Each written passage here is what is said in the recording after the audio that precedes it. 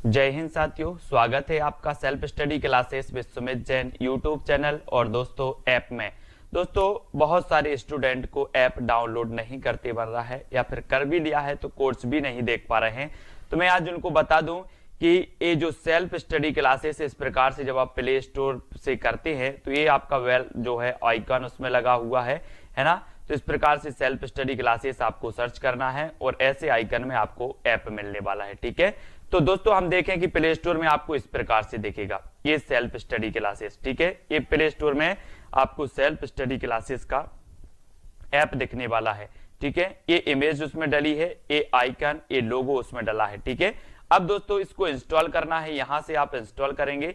ठीक है, अब इंस्टॉल करेंगे तो वहां पर आपको नंबर मांगेगा, जीमेल नंबर मांगेगा, तो आपको ओटीपी आएगा, तो आप रजिस्टर करके आगे बढ़ेंगे। तो आज का जो आपका पहला प्रश्न है दोस्तों, जो भी साथी न्यू हैं वो प्लीज सब्सक्राइब कर लेना, वीडियो को लाइक और शेयर अवश्य करना है और टेलीग्राम में आपको जरूर जुड़ना है। दोस्तों आपको सर्च करना है एमपी जेल प्रहरी टेलीग्राम में, या फिर मेरा व्हाट्सअप नंबर है 9098609291। ठीक है, तो अब व्हाट्सअप ग्रुप से टेलीग्राम ग्रुप में आपको जुड़ना है। आज का आपका पहला प्रश्न जो आपको बताना है कि वृंदावन लाल वर्मा हैं तो क्या है दोस्तों? ऐतिहासिक उपन्यासकार हैं, मनोविश्लेषणात्मक उपन्यासकार हैं, जासूसी उपन्यासकार हैं या फिर पौराणिक उपन्यासकार हैं।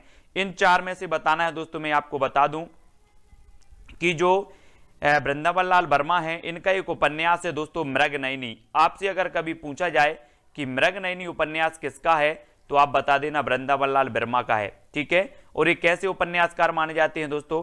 अगर आपसे बन रहा है तो उत्तर जरूर बताएंगे। और ऐतिहासिक उपन्यासकार यानी कि जो आपका एक नंबर है वो बिल्कुल सही हो जाएगा। ठीक है, उषा जी बिल्कुल आपका हैप्पी बर्थडे है, आपको बहुत बहुत शुभकामनाएं हैप्पी बर्थडे की, है ना। और वृंदावन लाल वर्मा ऐतिहासिक उपन्यासकार माने जाते हैं। दोस्तों मनोविश्लेषणात्मक उपन्यासकार की अगर बात होती है, अगर आपसे कभी पूछा जाए कि निम्न में से बताइए मनोविश्लेषणात्मक उपन्यासकार कौन है, तो आप बता देना दोस्तों जैनेन्द्र कुमार। ठीक है, जैनेन्द्र कुमार माने जाते हैं। दूसरा दोस्तों ईलाचंद्र जोशी माने जाते हैं। ठीक है, ये माने जाते हैं। अज्ञे जी माने जाते हैं, अज्ञे, सच्चिदानंद हीरानंद बादशाह अज्ञे का नाम आपने सुना होगा, और डॉक्टर देवराज। ये चार माने जाते हैं दोस्तों मनोविश्लेषणात्मक उपन्यासकार। ठीक है, इनको याद रखेंगे आप, जैनेन्द्र कुमार, ईलाचंद्र जोशी, अज्ञे और डॉक्टर देवराज, ये मनोविश्लेषणात्मक माने जाते हैं। ऐतिहासिक उपन्यासकार आपके वृंदावन लाल वर्मा माने जाते हैं। ठीक है, जासूसी उपन्यासकार दोस्तों गोपाल राम गहमरी माने जाते हैं। तो ये इनमें से कोई भी क्वेश्चन आपसे पूछा जा सकता है और आप सभी क्वेश्चन के लिए तैयार रहेंगे। ठीक है, फिर अगला क्वेश्चन है मेवाती बोली आती है तो किसके अंतर्गत आती है? दोस्तों आपको चयन करके बताना है, मैं बोलियों से भी आपके आएंगे। ठीक है, ये आपकी 40 मिनट की कक्षा होगी, इसको आपको पूरा देखना है। और मेवाती की जब बात होती है दोस्तों तो मैं आपसे बताता हूं कि जो हमारी हिंदी का उद्भव हुआ वो अपभ्रंश रूप से हुआ, अपभ्रंश के अबहट्ट रूप से हुआ। ठीक है, और अपभ्रंश की विभिन्न अवस्थाओं से दोस्तों हिंदी की बोलियों का उदय माना जाता है। ठीक है, अपभ्रंश की विभिन्न अवस्थाओं से अगर हम बात करें कि जो हमारी खड़ी बोली है, जो हमारी मानक भाषा मानी जाती है खड़ी बोली, वो दोस्तों आपकी पश्चिमी हिंदी से निकली है। कैसे निकली है? पश्चिमी हिंदी से निकली है। और दोस्तों आपको पता होगा कि ये पश्चिमी हिंदी निकली है सौरसेनी अपभ्रंश से, सौरसेनी अपभ्रंश से, इनको याद रखेंगे। ठीक है, यहां पर मेवाती बोली पूछी गई आपसे, तो ये मेवाती बोली जो है दोस्तों ये राजस्थानी हिंदी के अंतर्गत आती है और ये उत्तरी राजस्थानी कहलाती है। क्या कहलाती है? उत्तरी राजस्थानी। और 2 नंबर आपका बिल्कुल सही हो जाएगा। मैं आपको बता देता हूं कि पूर्वी हिंदी के अंतर्गत एक कोड आपको लिखना है। पूर्वी हिंदी अगर आप नोट कर रहे हो तो नोट्स करते जाओ। पूर्वी हिंदी के अंतर्गत कौन कौन सी बोलियां आती हैं तो आप नोट करो।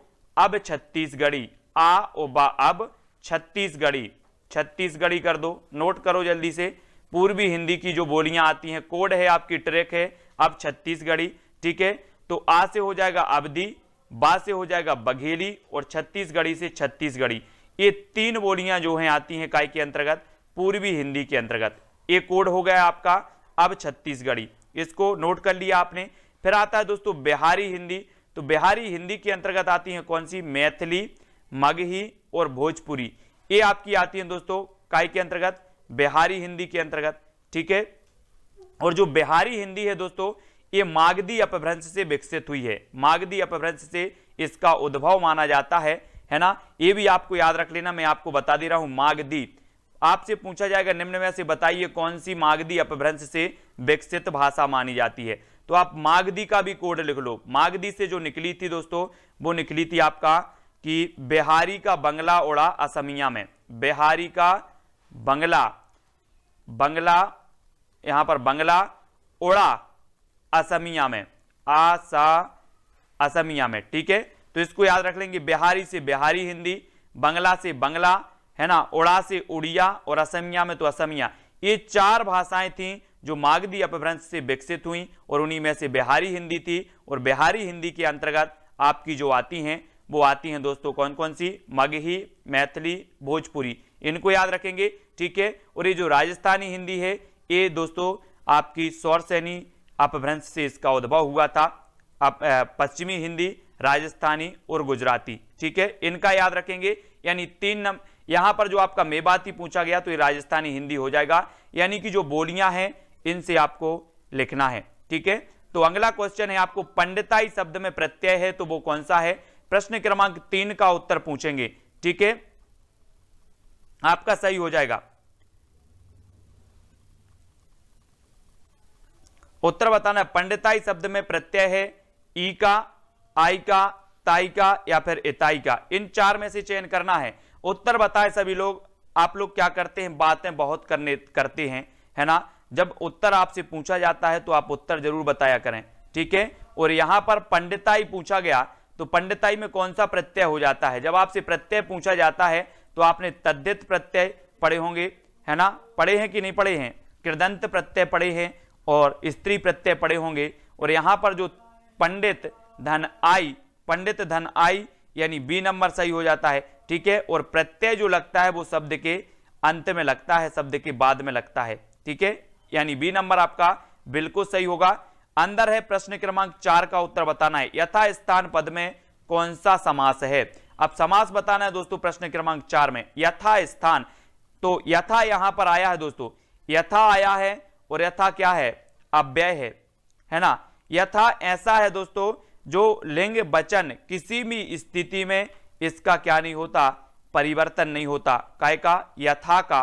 तो यथा यहां पर आ गया। मैं आपको अव्ययी भाव समास की परिभाषा बताता हूं कि जिसका प्रथम पद अव्यय हो वो कहलाता है दोस्तों अव्ययी भाव समास। तो यहां पर यथा आया और यथा अव्यय है तो आप अव्ययी भाव समास लगा लेना।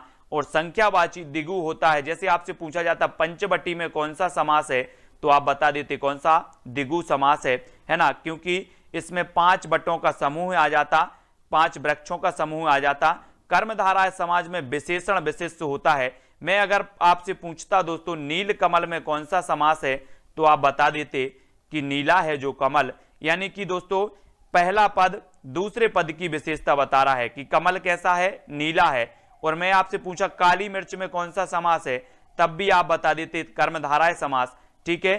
तो नील कमल में आपका कर्मधाराय हो जाता। और मैं आपसे कहता कि माता पिता में कौन सा समास है तो आप बता देते द्वंद्व समास। तो ये चारों समास यहां से क्लियर हो जाते हैं, अव्ययी भाव समास, दिगु, कर्मधाराय और द्वंद्व समास। और यहां पर आपका यथा स्थान में अव्ययी भाव समास है जो आपको याद रखना है, ठीक है, अव्ययी भाव। अब अगला बताना पक्षी शब्द का पर्यायवाची कौन सा है दोस्तों, पक्षी, द्विज, पक्षी को क्या कहा जाता है वो चीज बतानी, द्विज, खग, अंडज या फिर उक्त सभी। 4 विकल्प हैं, 5 का उत्तर बताना है। जो सबसे पहले बताएगा उसी का नाम लिया जाएगा। और किसी की जो भी समस्या हो, जो भी आप कुछ पूछना चाहते हैं, वो क्लास के लास्ट में 5 मिनट आपको दिए जाते हैं।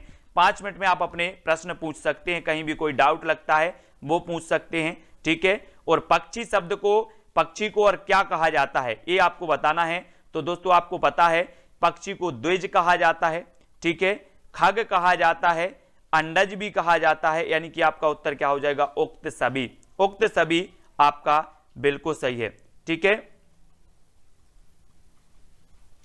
ये याद रखना। 5 का उत्तर उक्त सभी, यानी 4 नंबर आपका बिल्कुल सही हो जाता है, उक्त सभी वाला।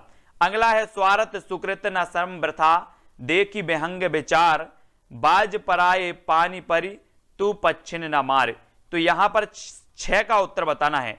यहां पर कौन सा अलंकार है दोस्तों, स्वार्थ सुकृत न श्रम वृथा देखी बेहंग बेचारी। यहां पर आपको अलंकार, अलंकार का वीडियो आपने नहीं देखा होगा, हमें पता है, क्योंकि आप लोग देखते कहां हैं, आप लोग तो सिर्फ मस्ती करने आते हैं।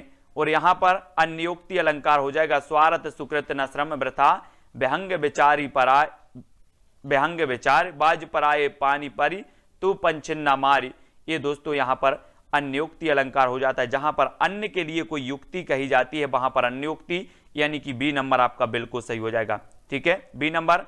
नेक्स्ट आपको बताना है शशि का विलोम शब्द क्या है, यानी कि 7 का उत्तर बताना है। तारणी, दिवस, तारे या फिर गगन, सभी लोग बताएंगे उत्तर क्या हो जाएगा। प्रश्न क्रमांक 7 का उत्तर बताना है। दोस्तों जितने भी साथी बात कर रहे हैं पुलिस एग्जाम की या चौहान सर की, तो हम लोगों का एक पूरा ग्रुप है, जितने भी यूट्यूबर हैं हम लोग सभी का ग्रुप है, सभी की बात होती है, चर्चा होती है ना। पुलिस एग्जाम के लिए जो आंदोलन चल रहा है उसमें मैं सभी के साथ हूं, है ना। तो अब आगे अपन पढ़ाई करते हैं। ठीक है, तो आपका शशि का विलोम आपको बताना है, 7 का उत्तर बताना है। और शशि का विलोम आपका तरणी है ना, यानी कि जो आपका ए नंबर है वो सही हो जाएगा। दोस्तों तरणी मतलब होता है सूर्य, तरणी मतलब क्या होता है, सूर्य, और शशि मतलब होता है चंद्रमा। तो शशि का विलोम होता है तरणी, है ना, इसको याद रख लेंगे।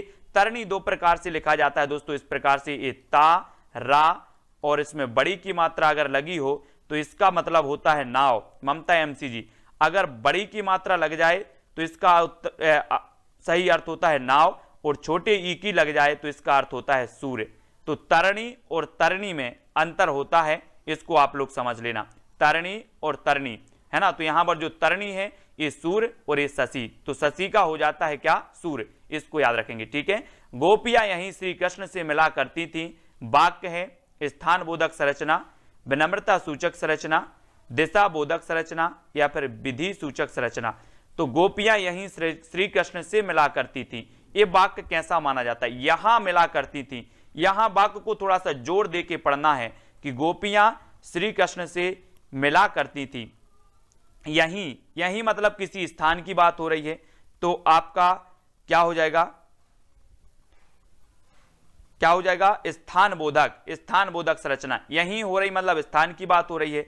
तो आपका जो ए नंबर है वो आपका सही हो जाएगा, गोपियां ही श्री कृष्ण से मिला करती थी, स्थान बोधक हो जाएगा। निष्कपट में कौन सी संधि है दोस्तों, निष्कपट, गुण स्वर संधि, यण स्वर संधि, व्यंजन या फिर विसर्ग संधि, यानी कि प्रश्न क्रमांक 9 का उत्तर लिखना है आपको। हाँ, इससे एमपीएसआई में भी ऐसा ही पैटर्न पूछा जाता है। और निष्का हो जाएगा दोस्तों आपका नेह धन कपट, नेह धन कपट बराबर क्या होगा, निष्कपट। और यहां पर आपका विसर्ग आ गया, है ना, तो विसर्ग आ गया तो आपकी विसर्ग संधि हो जाएगी 4 नंबर। ठीक है, 4 नंबर आपका सही हो जाएगा। ठीक है, अगला आपको बताना है रतलाम जिले में बोली जाने वाली प्रमुख बोली है तो कौन सी है। रतलाम के बारे में बताना, ये 4 विकल्प हैं। और दोस्तों मैंने रतलाम के बारे में कई बार बताया है कि जो रतलाम है, यहां पर दोस्तों सैलाना अभ्यारण्य है। मैं जब जीके पढ़ाता हूं आपको रात में, तो रतलाम में बताता हूं कि सैलाना अभ्यारण्य है, अंगूर अनुसंधान केंद्र है। लेकिन यहां पर रतलाम जिले में बोली जाने वाली बोली की बात हो रही है, यानी कि जो रतलाम है, यहां पर सिर्फ इतनी चीजें आपको कॉमन सेंस लगानी है कि रतलाम काय में आता है, मालवा में, रतलाम काय में आता है, मालवा में आता है। ठीक है, तो यहां पर कौन सी बोली बोली जाएगी, मालवी। अब आप लोग यही तो नहीं समझते, पहले जिलों को अपन ने देख लिया कि कौन सा बुंदेलखंड क्षेत्र में आता है, कौन सा मालवा क्षेत्र में आता है, कौन सा रीवा पन्ना के पठार में आता है। इनको थोड़ा सा आप समझो। अगर आपको पता होता कि रतलाम मालवा में आता है तो आप बता देते कि यहां पर मालवी बोली बोली जाती, यानी कि यहां पर मालवी आपका सही हो जाएगा। रतलाम, उज्जैन, यहां पर दोस्तों मालवी मालवा में आते हैं, इसलिए यहां मालवी में। और मालवी आपको पता है, ये मालवी राजस्थानी हिंदी की बोली मानी जाती है। मालवी, मालवी, मारवाड़ी, मेवाती, ये राजस्थानी की हैं दोस्तों। ठीक है, और यहां पर नदी शब्द का अर्थ नहीं है, ये बताना है। तटनी, स्रोतवाहिनी, निर्झर या फिर सरित, नदी के हमेशा पूछे जाते हैं दोस्तों, एग्जाम कोई भी हो, नदी के पर्यायवाची पूछे जाते हैं। कमल के पर्यायवाची पूछे जाते हैं, जल के पर्यायवाची पूछे जाते हैं, है ना, ब्रह्मा के पर्यायवाची पूछे जाते हैं। मैं आपको बताऊंगा कि कौन कौन पर्यायवाची पूछे जाते हैं हमेशा। और नदी शब्द का जो अर्थ नहीं है पूछा तो नदी को तटनी कहते हैं, स्रोत स्वती कहते हैं, है ना, निर्झर मतलब ये नहीं हो जाएगा, निर्झर नहीं कहते, सरिता सरित ये कहा जाता है। तो आपका जो 3 नंबर है वो बिल्कुल सही हो जाएगा, निर्झर। ठीक है, सी नंबर आपका सही हो जाता है। फिर अगला क्वेश्चन आपसे पूछा जाता है, नेबुला का हिंदी पारिभाषिक शब्द क्या होता है?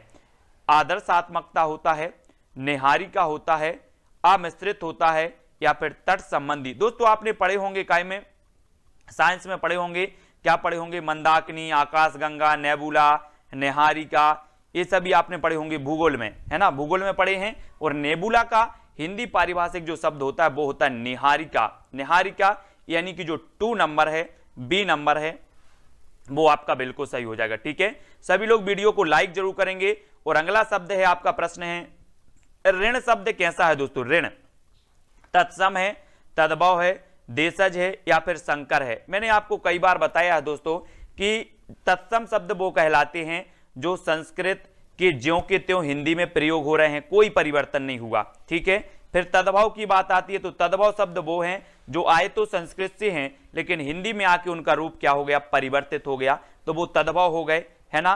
फिर दोस्तों आता है देशज। देशज यानी कि अपनी देसी भाषा में जो उत्पन्न हुए हैं वो देशज कहलाते हैं। और संकर शब्द यानी कि दोस्तों 2 भाषाओं का जो मिश्रित होता है वो होता है संकर शब्द, है ना। तो यहां पर जो ऋण शब्द है, ऋण, ये आपका तत्सम है। तत्सम यानी कि 2 नंबर आपका बिल्कुल सही हो जाएगा, बी नंबर आपका बिल्कुल सही है। और अब आपको बताना है, अब तब करना मुहावरे का अर्थ क्या है? अब तब यानी कि आजकल करना, टाल मटोल करना, बहाना करना, या फिर उक्त सभी, क्या हो जाएगा? अपन बोलते ना कि यार वो तो अब तब कर रहा है, मैंने उसको 5,000 रुपए दे दिए थे और वो अब तब कर रहा है।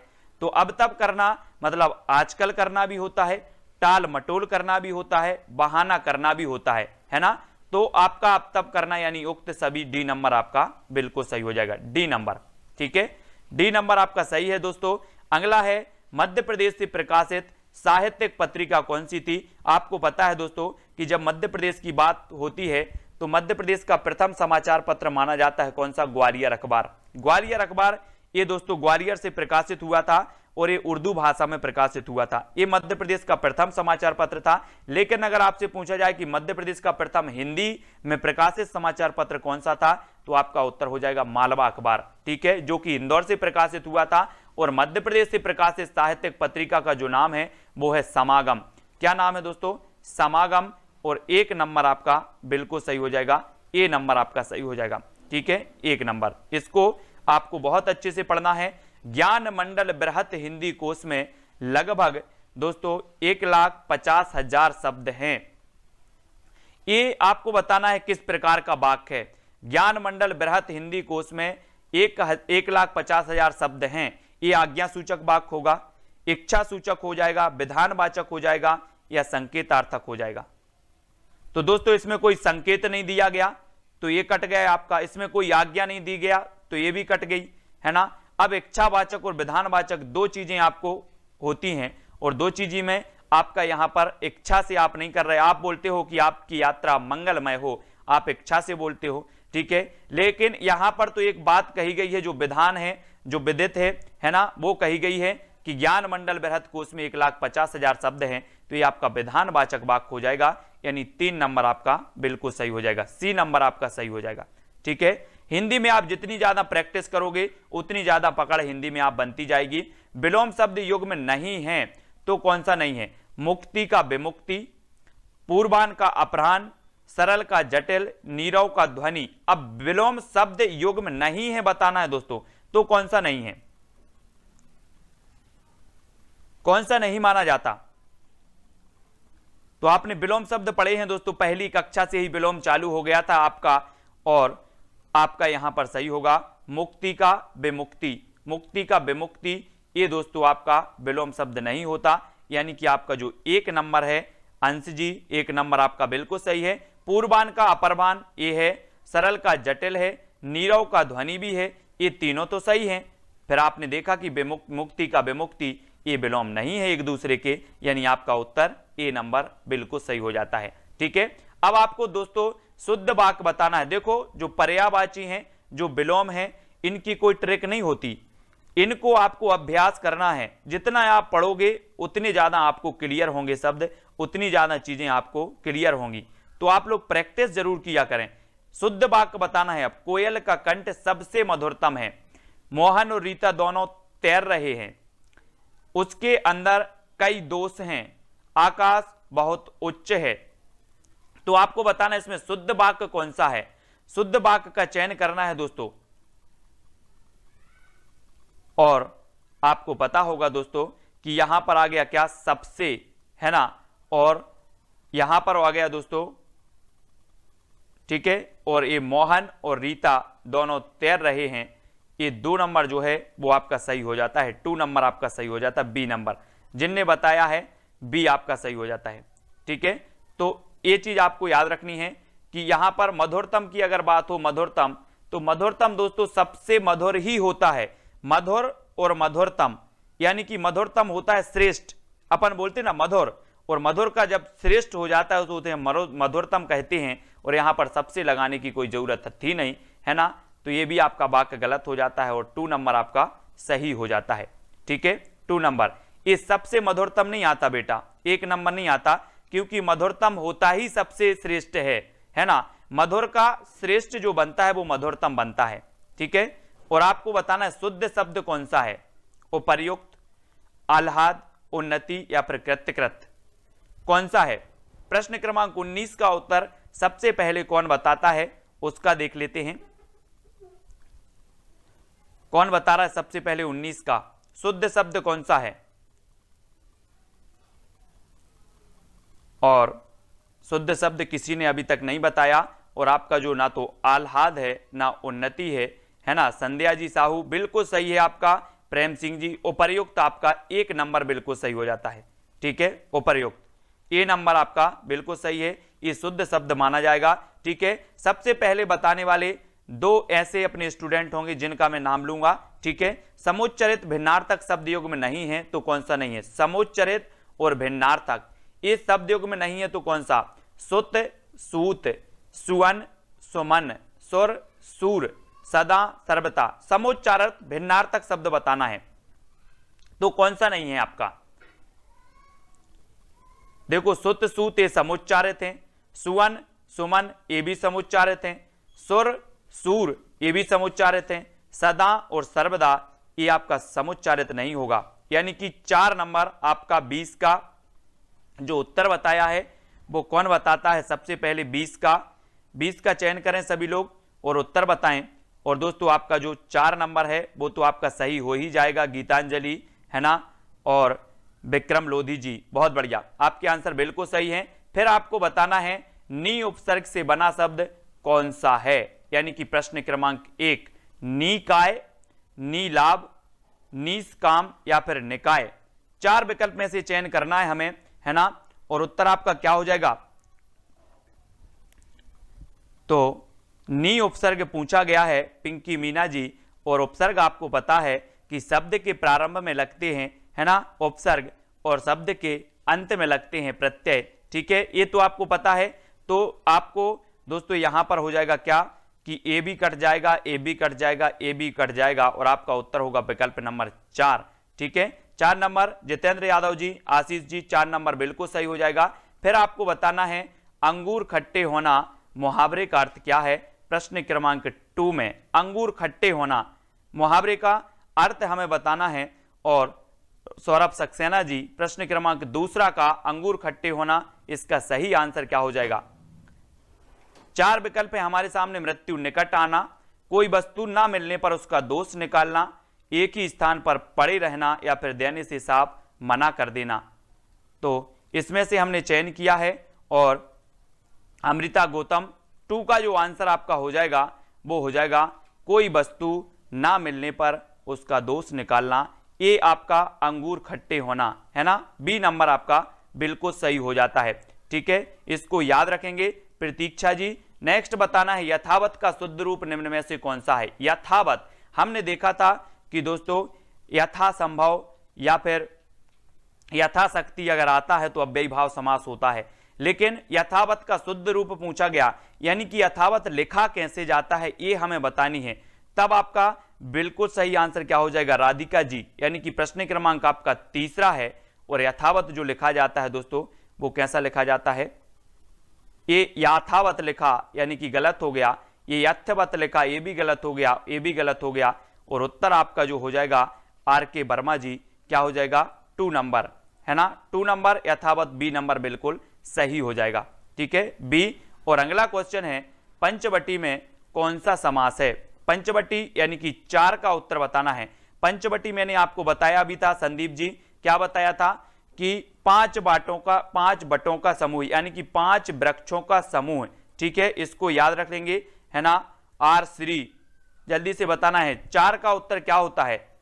और सभी लोग अगर पढ़ने में ध्यान देंगे तो बड़ा मजा आएगा दोस्तों। नाम तो मैं आपको सबसे लास्ट में सभी के नाम लूंगा, आप चिंता ना करें। और पंचवटी में जो समास है वो आपका हो जाएगा दोस्तों द्विगु समास। द्विगु समास यानी कि 4 नंबर, यानी कि दोस्तों यहां पर पंच आ रहा है और ये पंच क्या है, संख्यावाची है ना। और 5 बटों का समूह है तो हो जाता है द्विगु समास। लेकिन यहां पर अगर आपसे पूछा जाता दशानन में कौन सा समास है, तो दशानन यानी कि 10 है मुख्य जिसके, तो आपके सही हो जाता बहुब्रीहि समास। वहां पर भी 10 आ रहा था संख्यावाची, लेकिन बहुब्रीहि समास होता।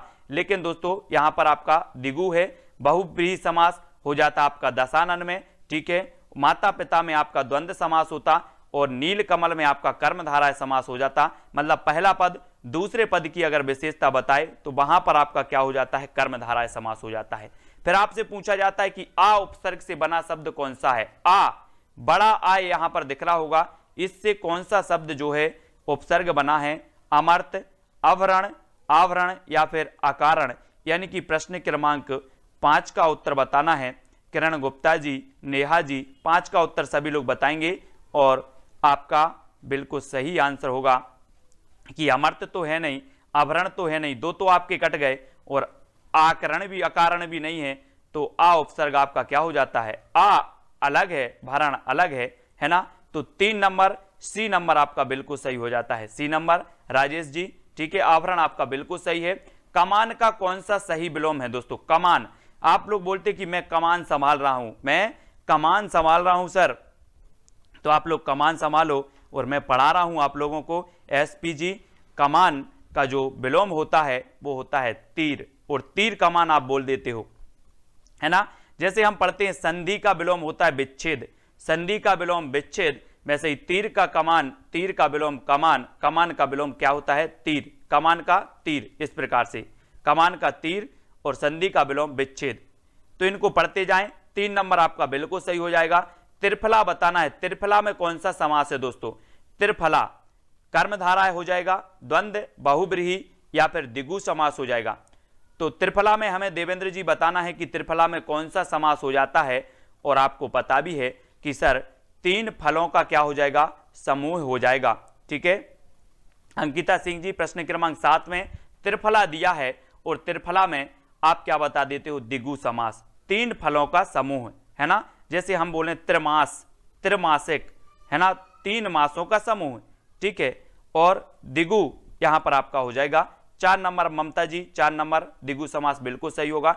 भक्ति रस का स्थायी भाव क्या होता है दोस्तों, भक्ति रस, मैंने आपको कई बार बताया है कि रस संप्रदाय सबसे प्राचीन संप्रदाय माना जाता है। ठीक है, अब सबसे प्राचीन जो संप्रदाय रस संप्रदाय, इसके प्रवर्तक कौन माने जाते हैं, तो भरत मुनि माने जाते हैं। सबसे प्राचीन संप्रदाय भरत मुनि ने दिया है, और उन्होंने दोस्तों सबसे पहले 8 रसों की चर्चा की है अपने दोस्तों ग्रंथ में। ठीक है, नाट्यशास्त्र, नाट्यशास्त्र इनका ग्रंथ है, सोनू मीना जी, किसका, भरत मुनि का, और उसमें 8 रसों की चर्चा की है। और यहां पर भक्ति रस का स्थायी भाव आपसे पूछा गया है, तो विश्वास है, ईश्वर विषयक रति है, समर्पण है, या फिर आस्था है। और दोस्तों आपको पता है कि भरत मुनि ने शांत रस नहीं माना, और आगे चल के शांत रस भी रस की श्रेणी में आया, और रसों की कुल संख्या 9 हो गई, और फिर भक्ति रस और श्रृंगार रस आ गया। और यहां पर ईश्वर विषयक जो रति होता है, रति मतलब प्रेम, इस ईश्वर विषयक जो प्रेम होता है, भक्ति होती है, वो भक्ति रस के अंतर्गत आता है। दोस्तों आपको पता है कि मीराबाई ने जो भक्ति की थी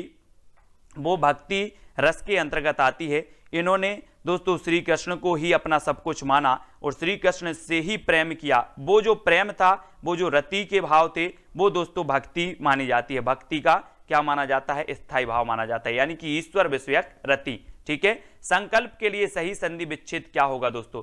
आपको मैंने कई बार बताया है, ट्रिक भी बताया है कि अगर ऊपर बिंदी आ जाए, पहले शब्द के ऊपर बिंदी आ जाए, है ना, अम्म की, तो आप बता देना डायरेक्ट व्यंजन संधि, कोई ऑप्शन नहीं, व्यंजन संधि आपका सही हो जाएगा। लेकिन यहां पर आपसे क्या पूछ लिया गया? विच्छेद पूछ लिया गया, तो आप विच्छेद क्या बताओगे? समधन कल्प, है ना, समधन कल्प, यानी कि आपका जो एक नंबर है समधन कल्प बिल्कुल सही हो जाता है। आप सी ई नहीं लगाना, इस भी काट दो, ए भी काट दो, ए भी काट दो, समधन कल्प आपके ए नंबर बिल्कुल सही होगा और आपकी हो जाएगी व्यंजन संधि। ठीक है, ये याद रखना। नेक्स्ट है दोस्तों, किंकर के लिए सही संधि विच्छेद को चुनिए। किंकर, और किंकर में फिर से आपका आ गया दोस्तों, क्या आ गया? बिंदी आ गई किंकर में, तो फिर से आप क्या लगाओगे? व्यंजन संधि लगाओगे। और किम का क्या हो जाएगा? किम यहां है, किमकर, तो आपका किन नहीं होगा, ना किम होगा, है ना, और दोस्तों ना आपका किम धन कण होगा, तो कौन सा उत्तर हो जाएगा? प्रश्न क्रमांक 10 में उषा जी, जितेंद्र जी, प्रश्न क्रमांक 10 में बताना है, और 10 में आपका सही हो जाता है किंकर, और किंकर का होता है दोस्तों, क्या होता है? किम धन कर, किम धन कर बराबर होती है आपकी व्यंजन संधि। एक ट्रिक याद रख लेना कि इस प्रकार से अगर पहले ही शब्द में बिंदी आ जाए तो आप व्यंजन संधि आंखें बंद करके लगा देना। इस प्रकार से संकल्प में पहले शब्द में बिंदी आ गई तो व्यंजन संधि आंखें बंद करके लगा देना। ठीक है, फिर लक्षण का शुद्ध रूप बताना है, कौन सा है? लक्षण, लाचन, लाचन या फिर लक्षण। तो लक्षण का शुद्ध रूप हमें चयन करके बताना है। तब यहां पर पायल राय जी, प्रश्न क्रमांक 11 का जो राइट आंसर हो जाता है वो क्या हो जाता है? रोज आपका 3:20 पर हिंदी दोस्तों हम पढ़ेंगे, हिंदी का अभ्यास करेंगे। आप जितना ज्यादा अभ्यास करोगे उतनी ज्यादा आपकी दोस्तों क्या हो जाएगी? हिंदी में कैपेसिटी बढ़ेगी, हिंदी का ज्ञान बढ़ेगा। ठीक है, और लक्षण का होता है क्या? हम बोलते हैं कि एक भी लक्षण अच्छे नहीं है, है ना, बोले लक्षण सुधारो, लक्षण अच्छे लक्षण लाओ, इस प्रकार से बोलते ना, तो ये लक्षण जो है एक नंबर का बिल्कुल सही हो जाएगा। ठीक है, एक नंबर, ए नंबर सही हो जाएगा। फिर आपसे पूछा जाएगा कि जो बाद में अधिकारी बने के लिए एक शब्द क्या होगा? एक शब्द बताना है दोस्तों, जो हम पहली दूसरी से पढ़ते हुए आ रहे हैं, संजय जी, आशीष जी, जो बाद में अधिकारी बने इसके लिए एक शब्द क्या हो जाएगा? उत्तराधिकारी, उत्तराधिकारी, उत्तराधिकारी या फिर उत्तराधिकारी। तो देखो उत्तारा तो होता नहीं, ये भी आपका कट गया। अब इसमें आपको कंफ्यूज होगा, और उत्तरा भी नहीं होता, है ना, उत्तराधिकारी नहीं होता, तो आपका क्या हो जाएगा दोस्तों? उत्तराधिकारी। अब देखो इसमें क्या है, यहां पर लिखा है उत्तराधिकारी, करी लिखा है, शब्द को जो गौर से पढ़ना है, यहां पर करी लिखा है और यहां पर कारी लिखा है, तो उत्तराधिकारी यानी कि जो सी नंबर है, देखो कुछ लोगों ने एक बता दिया, एक नंबर। आप थोड़ा सा शब्द को देखो दोस्तों, यहां पर आ गया करी और यहां पर आया कारी, और हमें बताना है उत्तराधिकारी, है ना। तो 3 नंबर जिनने बताया उनके लिए बहुत बहुत शुभकामनाएं, बिल्कुल सही बताया है आर के वर्मा, है ना, युगल जी, 3 नंबर है इसका। और 13 का उत्तर आपको बताना है राहुल उइके, 13 का बताएंगे, जिसने ऋण उतार दिया हो उसके लिए क्या कहा जाता है? ऋणी, उऋण या फिर अनऋण। दोस्तों आपको पता है जिसने ऋण लिया है उसे ऋणी कहा जाता है, तो पहला तो आपका वैसे ही कट जाता है। ठीक है, अब जिसने उतार दिया हो उसे उऋणी कहते हैं या उऋण कहते हैं, अनऋण भी आपका कट जाता है। अब 2 में से आपको 2 विकल्प है, 2 में से आपको चुन लेना है। प्रश्न क्रमांक 13 का, और 13 का लक्ष्मी जी जो आपका बिल्कुल सही आता है वो होता है उऋण, उऋण होता है दोस्तों, जिसने ऋण उतार दिया हो उसके लिए कहेंगे उऋण, यानी कि 3 नंबर सी नंबर आपका बिल्कुल सही है राघवेंद्र जी, बहुत बढ़िया। फिर कामदेव के लिए सही पर्यायवाची वाले शब्दों की पंक्ति बतानी है। कामदेव के लिए दोस्तों ऐसे क्वेश्चन कई पूछे जाते हैं व्यापम में, इसलिए ऐसे क्वेश्चन के लिए आप तैयार रहना है, क्योंकि यहां गलती आपकी सबसे ज्यादा होती है दोस्तों। अनंग मर्दन मनोज, अनंग मादन मनोज, अनंग मदन मनोज, अनग मर्दन मनोज। अब आप बताओ कि दोस्तों यहां पर अनंग अनंग आया है तो अनंग तो आ गया, मतलब अनंग तो हो गई। ठीक है, मनोज मनोज सब में आ गया है तो मनोज भी है। अब एक फंसी है, मर्दन होगा कि मदन होगा, एक आपकी फंस गई तो आपका होगा दोस्तों क्या? मदन। तो आपका जो उत्तर हो जाता है कि अनंग, मदन और मनोज, यानी कि आपका सही उत्तर क्या हो जाता है 3, सी नंबर आपका सही हो जाता है। दोस्तों आप यहां पर सर्च करें कि अनंग अनंग सब में आ गया तो अनंग आपका हो गया, है ना। अब मर्दन ये आ रहा था तो आपका 3 नंबर, मनोज मनोज भी आ रहा था तो मनोज भी आपका हो जाता, सी नंबर आपका बिल्कुल सही है राधिका वर्मा जी। नेक्स्ट आपको बताना है मोहन त्रासती मुख नटती आंखन सो लपटाती, है ना, एची छोड़ावती ईचिकर आंगे आवती जाती। इसमें हमें बताना है रस कौन सा है। रस मोहन त्रासती मुख नटती आंखन सो लपटाती एची छोड़ावत ईचिकर आंगे आवती जाती, इसमें कौन सा रस हो जाएगा। रस को पढ़ना है दोस्तों। रस बहुत ही दोस्तों कई बार पूछे जाते हैं, 1-2 प्रश्न आपकी हर परीक्षा में पूछे जाते हैं और यहां पर आपका श्रृंगार रस हो जाता है। मोहन त्रासती मुख नटती, है ना, आंखन सो लपटाती और ऐची छुड़ावत ईचिकर आंगे आवती जाते। श्रृंगार रस के 2 भेद होते हैं दोस्तों। क्या होता है श्रृंगार रस के 2 भेद होते हैं, एक संयोग श्रृंगार और एक वियोग श्रृंगार। आपको पता है कि जब सीता जी का हरण हुआ, सीता जी का जब हरण हुआ तो राम जी ने कहा था कि हे खग मृग हे मधुकर श्रेणी तुम देखी सीता मृग नैनी, यानी कि राम जी क्या पूछ रहे थे, खग और मृगों से पूछ रहे थे कि सीता जी कहां हैं, आप बताइए आपने देखी है क्या। यानी कि ये वियोग की दशा थी, किसकी, राम की, तो ये वियोग श्रृंगार हो जाता। लेकिन आपसे एक और उदाहरण दिया जाता कि राम को रूप निहारत जानकी कंगन के नग की परछाई याते सब सुध भूल गई कर टेक रही पल टारत नाही। मतलब राम को रूप देख के जानकी सब सुध बुध भूल गई। तो यहां पर दोस्तों आपका संयोग श्रृंगार हो जाता है। ये संयोग और वियोग श्रृंगार आपको बहुत अच्छे से पढ़ना है ना। घर के लिए सही पर्यायवाची वाले शब्दों का पंक्ति को चुनना है। घर जिसमें आप रहते हो घर वो बतानी है। सदन निकतन गेह, सदन निकतन गेह, तो आपको एक चीज तो पता है दोस्तों कि घर को निकेतन कहा जाता है, एक शब्द है गेह भी कहा जाता है। तो आपकी 2 चीजें क्लियर हो जाती हैं कि निकेतन कहा जाता है, गेह कहा जाता है और सदन कहा जाता है। तो यहां पर आपका सही उत्तर क्या होगा, तो ये जो आपका 2 नंबर है, सदन कहा जाता है घर को, निकेतन कहा जाता है घर को, गेह भी कहा जाता है घर को, यानी कि घर के पर्यायवाची सदन भी हो जाएगा, निकेतन भी हो जाएगा और गेह भी हो जाएंगे। ठीक है, यानी जो 2 नंबर है आपका बी नंबर वो बिल्कुल सही हो जाएगा। ठीक है, बी नंबर। दोस्तों मैं आपसे बोल रहा हूं कि आप प्रैक्टिस करें, जितनी ज्यादा प्रैक्टिस करेंगे हिंदी में उतना ज्यादा आपकी हिंदी में पकड़ आएगी। अंत प्रत्यय से बना शब्द कौन सा है, अंत प्रत्यय, और प्रत्यय आपको याद रख लेना है। हमेशा कई बार होता है क्या है कि प्रत्यय पूछा गया, कुछ लोग उपसर्ग लगा के आ जाते हैं, तो प्रत्यय मानसिकता बनाओ कि प्रत्यय दोस्तों बाद में लगता है संजय जी और उपसर्ग लगता है शब्द के पहले। और यहां पर अंत प्रत्यय से बना शब्द बताना है तो दोस्तों अंत से क्या हो जाएगा, अंतः नहीं होगा, है ना, अंतरंग नहीं होगा, अंतिम नहीं होगा, इसमें कोई अंत प्रत्यय नहीं आ रहा। रटंत में कर दो तो रट धन अंत बराबर हो जाता है रटंत, रटंत। तो दोस्तों रट एक शब्द है, अंत भी आपका प्रत्यय हो जाएगा, यानी कि डी नंबर आपका बिल्कुल सही हो जाएगा रटंत, है ना। आप रटंत लेते हो तो अंत में उच्चारण होता अंत, अंत, है ना, तो इस पे रटंत आपका सही होगा। करुण का कौन सा सही विलोम शब्द है, करुण का। सभी लोग ध्यान रखेंगे दोस्तों, रोज 3:20 पर अपनी हिंदी की क्लास होती है ना। रात्रि 11 बजे जीके का डोज होता है, तो जरूर पढ़ें। और करुण का जो सही विलोम शब्द है निष्ठुर, निष्ठुर, निष्ठुर या फिर निष्ठुर, करुण का बताना है और विलोम बताना है। हम क्या करते हैं, किसी के प्रति करुणा, करुणा दर्शाते हैं, है ना। और कोई कोई व्यक्ति क्या करता है, बड़ा निष्ठुर होता है। और निष्ठुर जो हम करते हैं दोस्तों, तो निष्ठुर इस प्रकार से लिखा जाता है, ना कि इस प्रकार से, ना स्ठुर और ना निष्ठुर, है ना। निष्ठुर इस प्रकार से लिखा जाता है, यानी 2 नंबर। बी नंबर बिल्कुल सही बताया विकलेश जी, है ना, और यतेंद्र कुमार सिंह जी। ठीक है, अब आपको बताना है इस करुणा कलित हृदय में क्यों विफल रागिनी बजती, इसमें कौन सा अलंकार है। इस करुणा कलित हृदय में क्यों विफल रागिनी बजती, श्लेष अलंकार, यमक अलंकार, अनुप्रास, उपमा अलंकार, ये 4 विकल्प हैं दोस्तों। यहां पर आपका आया है करुण, यहां पर आया कलित, है ना, हृदय में क्यों विफल रागिनी बजती। अब आपको दोस्तों यहां पर चयन करना है कि आपका सही उत्तर क्या हो जाएगा।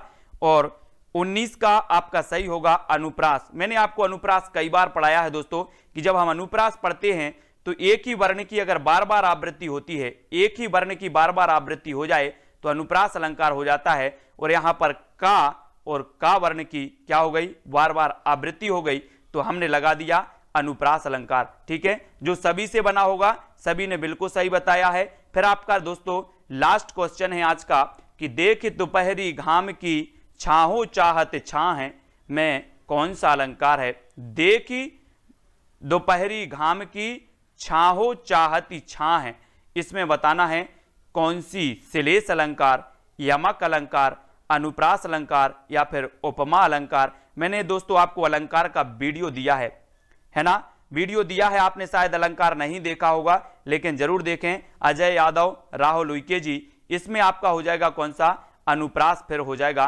कैसे आपने पढ़ा है कि दा फिर आया और फिर दा आया, दा की फिर आवृत्ति हो गई और आपने बता दिया कि सर इसमें अनुप्रास अलंकार है। भोजनालय में कौन सी संधि है दोस्तों, आप संधि रोज पढ़ते हैं लेकिन आपको संधि आज बतानी है, यहां पर टेस्ट आपको देनी है जो भी महत्वपूर्ण है। सबसे पहले कौन उत्तर बताता है आज हम चयन करने वाले हैं। कितने साथी हैं जो सही उत्तर भी बता पाते हैं और भोजनालय में संधि बतानी है। और 4 संधि आपके सामने दे दी जाती हैं कि सर पहली संधि है गुण स्वर संधि, दूसरी व्यंजन संधि, तीसरी विसर्ग संधि और चौथी है दीर्घ संधि। और यहां पर मैंने आपको बताया था कि अगर बड़े आ की, बड़ी ई की, बड़े ओ की मात्रा आ जाए तो आप लगा देना कौन सी संधि हो जाएगी, दीर्घ स्वर संधि। यानी कि दोस्तों विकल्प नंबर जो आपका डी है 3 नंबर 4 नंबर है दीर्घ स्वर संधि। भोजन धन आलय बराबर होता है दोस्तों भोजनालय। ठीक है, भोजन ये आपको याद रख लेना है। ठीक है, भोजन धन आलय। ठीक है, भोजन धन आलय। तो दोस्तों ये आ, बड़ा आ और आ मिलकर दोस्तों आपका क्या बन रहा है, आ बन रहा है। ठीक है, इसको याद रखेंगे। और यहां पर समान स्वरों का मेल हो रहा है तो आपका क्या होता है, समान स्वरों का मेल हो रहा है तो दीर्घ स्वर संधि हो जाती है। दीर्घ स्वर संधि में दोस्तों समान स्वरों का मेल होता है और यहां पर दीर्घ स्वर संधि आपकी बिल्कुल सही हो जाती है। फिर आपसे पूछा जाता है पौराणिक शब्द में कौन सा प्रत्यय है, पौराणिक बतानी है, यानी कि प्रश्न क्रमांक 2 का उत्तर चयन करना है। और दोस्तों मैंने आपको कई बार प्रत्यय पढ़ाया है कि जो प्रत्यय होता है वो शब्द के बाद में लगता है, उपसर्ग जो होता है वो शब्द के पहले लगता है। और आपने कई बार पढ़ा है, पहली से पढ़ते आ रहे हैं कि सर प्रत्यय और उपसर्ग तो हमसे बनते हैं। ठीक है, उपसर्ग आपको याद करनी है कि उपसर्ग होते कौन कौन से हैं, प्रत्यय भी आपको याद करनी है। ठीक है, तो यहां पर पौराणिक शब्द में प्रत्यय बताना है तो यहां पर ऋक होता नहीं कोई प्रत्यय, का भी नहीं होगा, आणिक भी नहीं होगा। तो आपको बताना है कि पुराण में अगर पुराण में आप दोस्तों प्लस एक प्रत्यय कर दो तो आपका बन जाता है पौराणिक और आपका प्रत्यय हो जाता है 1 नंबर। ठीक है, ए नंबर आपका बिल्कुल सही हो जाएगा, एक प्रत्यय आपका सही हो जाएगा। ठीक है सोनू जी, अगला क्वेश्चन आपका बताना है कि मानस सलिल सुधा प्रतिपाली जियई की लवण पयोधि मराली। इस पंक्ति में कौन सा अलंकार है, मानस सलिल सुधा प्रतिपाली जियई की लवण पयोधि मराली। ये प्रश्न क्रमांक 3 अन्योक्ति अलंकार हो जाएगा, सहोक्ति है, वक्रोक्ति है या अतिशयोक्ति अलंकार है। तो यहां पर चयन करना है प्रश्न क्रमांक 3 में और 3 का आपका बिल्कुल सही आंसर हो जाएगा वक्रोक्ति अलंकार। वक्रोक्ति अलंकार यानी कि 3 नंबर, प्रतिपाली जियल की लवण पयोधि मराली। ठीक है, 3 नंबर आपका बिल्कुल सही आंसर हो जाएगा। इसमें आपको याद रख लेना है दोस्तों, मैंने आपको वक्रोक्ति बताया था कि जहां पर जानबूझकर क्या लगाया जाए, उल्टा अर्थ लगाया जाए, वहां पर आपका वक्रोक्ति अलंकार हो जाता है और यहां पर आपका वक्रोक्ति अलंकार ही हो जाएगा। यानी कि जिन्होंने 3 नंबर बताया है, सी नंबर बताया है किशन जी, उनका आंसर बिल्कुल सही हो जाएगा। अनिल लांगर जी बिल्कुल सही है। फिर आपको बताना है कि विग्रह का विलोम शब्द कौन सा है, विग्रह का विलोम बताना है। आप लोग पढ़ते हो कि सर समास विग्रह है ना, अनुग्रह, ग्रह, संधि, अपूर्णता, तो विग्रह का विलोम क्या हो जाएगा। यहां पर ये 4 विकल्प हैं। आप तो बोलोगे सर मैं तो विलोम तो बचपन से पढ़ते आ रहे हैं, क्या बात कर रहे हैं आप, विलोम नहीं बनेगा क्या हमसे। तो बता दो जरा उत्तर, प्रश्न क्रमांक 4 का विग्रह का विलोम क्या हो जाएगा। और जो विग्रह का विलोम कौन सबसे पहले बताता है प्रश्न क्रमांक 4 में, वो भी मैं आज देखने वाला हूं, टेस्ट करने वाला हूं। और यहां पर आपका क्या दिया है दोस्तों, यहां पर संधि नहीं होना था, यहां पर होना था आपका समास, है ना। तो ये भी आपको याद रख लेना है। और समास में क्या, संधि का जो होता है वो विच्छेद होता है ना, संधि का विपरीत हो जाता है विच्छेद और समास का विपरीत होता है विग्रह। ठीक है, तो ये भी आपको याद रख लेना है। अगर पूछा जाए कि संधि का विलोम क्या है तो आप बता देना विच्छेद, और समास का, विग्रह का अगर पूछा जाए तो समास हो जाएगा। ठीक है, इसको भी आपको याद रख लेना है। तो यहां पर आपका 3 नंबर जो है वो बिल्कुल सही हो जाएगा, सी नंबर आपका सही होगा। ठीक है, इसको भी आपको याद रख लेना है। ठीक है, अगला क्वेश्चन बताना है शब्द द्विज शब्द का अर्थ क्या है, नहीं है तो कौन सा नहीं है ना। वैसे दोस्तों आपको पता है कि संधि का मतलब क्या होता है, मेल करना, और विग्रह का मतलब होता है अलग अलग करना, तो इसका ए भी हो जाएगा। ठीक है, ए भी आपको याद रख लेना है ना। और द्विज शब्द का अर्थ बताना है, जैसे विच्छेद का हम शब्द को विच्छेद कर देते हैं, संधि से मेल हो जाता है, लेकिन जब विग्रह और जैसे शब्द पूछे जाते हैं वैसा ही आपको विलोम बताना है ना, तो ये याद रखना है। द्विज शब्द का अर्थ नहीं है तो क्या नहीं है, दांत, चंद्रमा, कपूर या फिर पक्षी, ये बतानी है। और यहां पर आपका सही है कि जो द्विज मतलब दांत को बोलते हैं, चंद्रमा को बोलते हैं, कपूर को बोलते हैं या फिर पक्षी को बोलते हैं। तो द्विज किसे कहा जाता है, द्विज, और द्विज बताना है। संधि विग्रह नहीं होता, संधि विच्छेद होता है पिंकी मीना जी। और कपूर आपका सही होगा, कपूर। द्विज शब्द का अर्थ होता नहीं है तो वो नहीं है कपूर, यानी 3 नंबर, कपूर सही होगा। दांत आपका सही है द्विज का, चंद्रमा भी आपका सही है, पक्षी को भी द्विज बोला जाता है। ठीक है, तो ये जो 3 नंबर है, 3 नंबर अमन जी, 3 नंबर आपका बिल्कुल सही हो जाएगा, कपूर, ये द्विज का अर्थ नहीं होता। फिर आपको बताना है घी खिचड़ी होना मुहावरे का आज से क्या है। मुहावरे भी आपने पढ़े हैं, बहुत सारे मुहावरे पढ़े हैं, और घी खिचड़ी होना इस मुहावरे का अर्थ क्या होता है पीयूष जी, बहुत लाभ होना, प्रगाढ़ प्रेम होना, लजीज भोजन करना, या फिर उक्त सभी मुहावरे हम पढ़ते हैं, है ना। क्या पढ़ते हैं,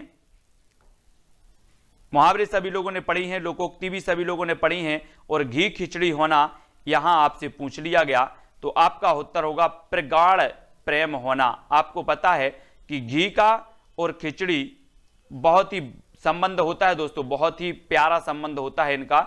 इस मुहावरे का अर्थ होता है घी खिचड़ी होने का प्रगाढ़ प्रेम होना, है ना। प्रेम कैसा होना, बहुत ही कैसा होना, प्रगाढ़ गहरा प्रेम, है ना, वो कहलाता है घी खिचड़ी होना। यानी जो बी नंबर है, 2 नंबर है, वो आपका बिल्कुल सही हो जाएगा। ठीक है, बी नंबर मुहावरे का प्रगाढ़ प्रेम होना, ये बिल्कुल सही है। फिर आपको बताना है कि दोस्तों वायोलेशन का हिंदी अर्थ बताना है, क्या हो जाएगा, बैगनी रंग बताएगा, अहिंसा, प्रतिहिंसा या फिर अतिक्रमण। यानी कि प्रश्न क्रमांक 7 का आंसर का चयन करना है। 7 का क्या होगा, 7 का उत्तर बताना है, 7 का चयन करना है। 7 का क्या हो जाएगा दोस्तों आपको, और प्रश्न क्रमांक 7 में आपका बिल्कुल सही आंसर होगा अतिक्रमण। क्या हो जाएगा, अतिक्रमण हो जाएगा। ठीक है, ये अतिक्रमण वाला आपका बिल्कुल सही हो जाएगा प्रश्न क्रमांक 7 में। और किसी को कोई डाउट लगता है तो वो क्या करें कि अंत में हम 5 मिनट आपको दे देंगे कि आप 5 मिनट में कोई डाउट लगता है किसी प्रश्न में, वो आप पूछ सकते हैं। ठीक है, अगर बीच में आप डिस्टर्ब करेंगे तो उसमें गड़बड़ हो जाता है। मेरी जो लय है, जो आपकी पढ़ाने का वो है, वो सब क्या हो जाता है, गड़बड़ हो जाता है। इसलिए बीच में किसी भी प्रकार के कोई प्रश्न ना पूछें। 5 मिनट आपको दिए जाएंगे, किसी भी प्रश्न में डाउट लगे मैं वो क्लियर करूंगा। ठीक है, भिलासी बोली किस जनजातीय समूह से संबंधित होती है, भील, कोरकू, गोंड या फिर बैगा, ये बतानी है। यानी कि प्रश्न क्रमांक 8 में भिलासी बोली किस जनजातीय समूह से संबंधित है। बहुत ही बढ़िया है दोस्तों, ये बोलियां भी आपको याद रखनी नहीं है। ठीक है, खड़ी बोली किसके अंतर्गत आती है, ब्रज भाषा किसके अंतर्गत आती है, ये सारी जो होती हैं वो आपको याद रखनी नहीं होती हैं दोस्तों बोलियां, है ना। आपसे पूछा जाएगा ग्वालियर में कौन सी बोली बोली जाती है ना, और इंदौर में कौन सी बोली बोली जाती है। तो आपको जो पठार मैंने आज पढ़ाए हैं ना, पठार अगर आपको आते हैं कि बुंदेलखंड के पठार के अंतर्गत कौन कौन से जिला आते हैं, मालवा के पठार के अंतर्गत कौन कौन से जिला आते हैं, बघेलखंड के पठार के अंतर्गत कौन कौन से जिला आते हैं, ये अगर चीज आपको क्लियर है तो आप बिना पढ़े ही बोली के बारे में बता दोगे। ठीक है, तो ये भिलासी बोली भील जनजाति की है ना, ये याद रख लेना दोस्तों। और मध्य प्रदेश की सबसे बड़ी जनजाति भी कौन सी है, भील जनजाति है। ठीक है, उसके बाद आता है गौंड जनजाति का नाम। ठीक है, तो याद रख लेना भील, यानी कि 1 नंबर आपका सही होगा। हो चुका उससे यह काम वाक्य कैसा है? हो चुका उससे यह काम, ये वाक्य बताना है। तो बताएंगे क्या हो जाएगा? निषेध परक संरचना, विनम्रता सूचक संरचना, विधि सूचक संरचना, कारण कार्य संबंध संरचना, ये हमें बताना है। तो फूला रानी जी, राज कपाड़िया जी, प्रश्न क्रमांक 9 का उत्तर अपना क्या हो जाएगा? हो चुका उससे यह काम वाक्य जो है ये कैसा वाक्य हो जाएगा? देखो निषेध परक तो है ही नहीं, मतलब ये कट गया, ठीक है। फिर आपको विनम्रता सूचक लग रहा क्या? लग रहा क्या? ये भी नहीं लग रहा। तो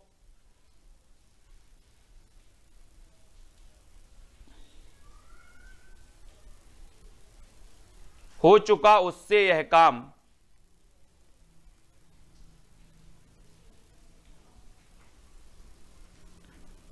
तो यहां पर प्रश्न क्रमांक 9 में दोस्तों उत्तर यहां पर बता रहे हैं क्या? निषेध परक संरचना।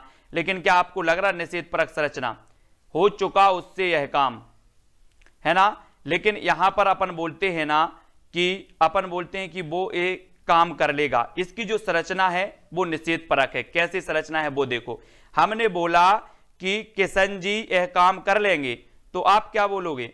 अरे वाह, हो चुका उनसे यह काम, ऐसे ही बोलते ना। मतलब वो क्या हो जाएगी? आपकी निषेध परक संरचना हो जाएगी कि उनसे यह काम नहीं होगा। अरे हो चुका इनसे काम, है ना, ऐसे ही बोलते ना। तो यहां पर जो आपका ए है, ए नंबर, वो ही सही हो जाएगा। इस संरचना को पढ़ने का, बोलने का जो तरीका है, जो इसकी संरचना है, वो निषेध परक है। इसको कर लेंगे कैसे? हमने बोला कि किशन से, वो किशन काम कर चुका है या किशन काम कर लेगा, तो आप लोग में से कोई बोलेगा अरे सर हो चुका ये काम उनसे, है ना। तो ये जो है एक नंबर ही सही होगा। निषेध परक इसकी संरचना है, यानी कि ये नेगेटिव वे में कहा गया वाक्य है ना, तो एक नंबर ही सही होगा। इस प्रकार से भी क्वेश्चन आते हैं दोस्तों, है ना। अगर तुम मुंबई आओ तो मेरे घर अवश्य आना, वाक्य कैसा है? आज्ञा सूचक वाक्य है, इच्छा सूचक वाक्य है, या फिर विधानवाचक वाक्य है, या फिर संकेतार्थक वाक्य है।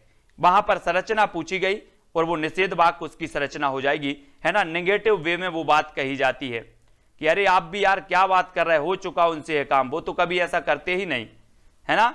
अगर तुम मुंबई आओ तो मेरे घर अवश्य आना, ये कैसा है? अगर, अगर कहा गया दोस्तों, अगर मतलब क्या होता है? यहां पर एक संकेत दिया गया है कि अगर आप आओ तो मुंबई जरूर आना।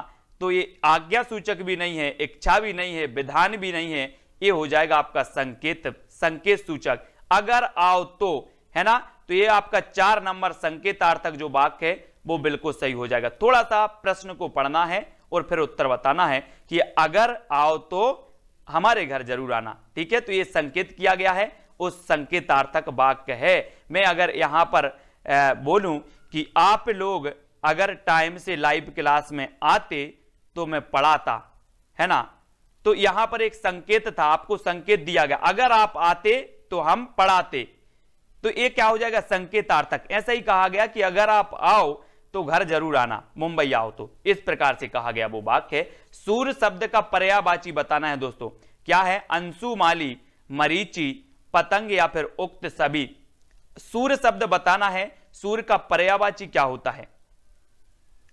और दोस्तों यहां पर आपका बिल्कुल सही आगा, देखो अंशुमाली भी होता है सूर्य का, मरीचि भी होता है और पतंग भी होता है, यानी कि ये 4 हैं। अब दोस्तों आप बोलोगे कि सर क्या बात कर रहे हैं आप, मैं पर्यायवाची पहली कक्षा से पढ़ते आ रहा हूं, सूर्य का पर्यायवाची नहीं होगा क्या मुझे पता? तो देख लो जरा, अंशुमाली भी कहते हैं, आपने कभी सोचा था कि इसे अंशुमाली भी कहा जाएगा सूर्य को? मरीचि भी कहते हैं, पतंग भी कहते हैं, काय को? सूर्य को। अंशुमाली, मरीचि, पतंग ये सूर्य के पर्यायवाची माने जाते हैं दोस्तों। बहुत कठिन होते हैं, इसलिए प्रैक्टिस करना बहुत जरूरी है। जितना ज्यादा आप प्रैक्टिस करते हो, जितना ज्यादा आप पढ़ते हो, ये पर्यायवाची, अनेकार्थी, इन सभी शब्दों में क्या हो जाएगा? आपको पकड़ बन जाएगी आपकी और आप बताने लगोगे। पंचवटी पद में कौन सा समास है? पंचवटी। और दोस्तों मैंने समास आपको बताएं, 6 प्रकार के समास होते हैं। अब जिससे समास नहीं आता वो देखो अभी के अभी समास यहां पर सीख जाएगा। कैसे सीख जाएगा?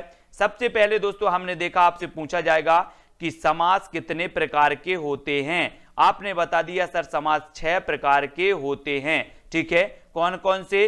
अव्ययी भाव समास, द्विगु समास, कर्मधारय समास, द्वंद्व समास, तत्पुरुष समास और एक और है बहुब्रीहि समास। ये 6 प्रकार के आपके समास होते हैं। पहले मैं बता दूं कि पंचवटी पद में कौन सा समास है।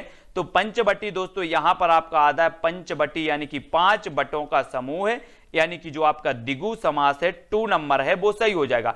अब दोस्तों आपको ये एक याद रख लेना है कि जहां पर संख्या शब्द आए, जैसे पंच यानी कि 5 आया, यहां पर 5, यहां पर जहां पर ऐसी संख्या लगे तो वहां पर द्विगु लगा लेना, लेकिन अगर तीसरा अर्थ निकले तो वहां पर बहुब्रीहि लगाना, भले ही संख्या हो और तीसरा अर्थ निकले तो बहुब्रीहि लगा देना। ठीक है, याद रख लेना है।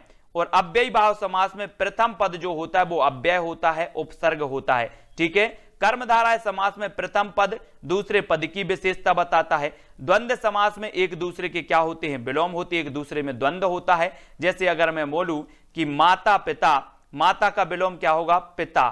ठीक है, तो इस प्रकार से अगर विलोम शब्द आते हैं तो वहां पर द्वंद्व समास हो जाता है।